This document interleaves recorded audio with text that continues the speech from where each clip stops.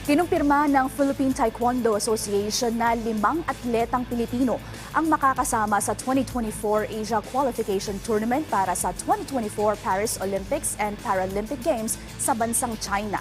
Yan ang ulat ni Bernadette Tinoy. Inanunsyo ni Par Taekwondo athlete Elaine Ganapin na sasabak siya sa 2024 Asia Qualification Tournament for Paris Olympics and Paralympic Games ngayong Biyernes sa Taiyuan City sa bansang China. Anya, malaking bagay ito lalo't siya lang ang natatanging para-athlete na pambato ng bansa sa torneo. Bukod kay Ganapin, kabilang din sina Tokyo Olympian Kurt Barbosa, Asian Games veteran Arven Alcantara, Tatiana Mangin at Baby Canabal sa lalahok para irepresenta ang bansa. Training po, training umaga, training tanghali, recover ng before training ng gabi, PT session. Matatandaang nakwalipika si Ganapin noong 2020 Tokyo Paralympics. Ngunit hindi natuloy ang pagsabak niya kasunod ng isyong nagpositibo siya sa coronavirus disease. Para sa 25-year-old athlete, naging motibasyon niya ang naturang insidente para mas galingan at paghandaan ang mga darating niyang laban.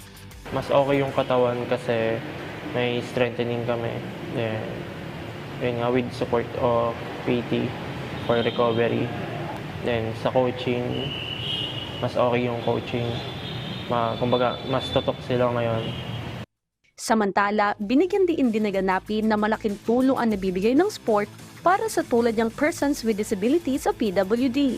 Siyempre, ang mindset kasi po ng iba, hindi namin to kaya, ganyan. Kumbaga, wala po kasing nag-urge sa kanila na lumabas. Pag PWD ka, medyo introvert ka talaga eh. Automatic kasi mahihiya ka. And usual, natutokso ka. So kung may open na slot for them, bata pa lang, hindi na tayo mahihirapan maghanap ng athletes sa mga pagtanda na. Bernadette Tinoy para sa Pambansang TV sa Bagong Pilipinas.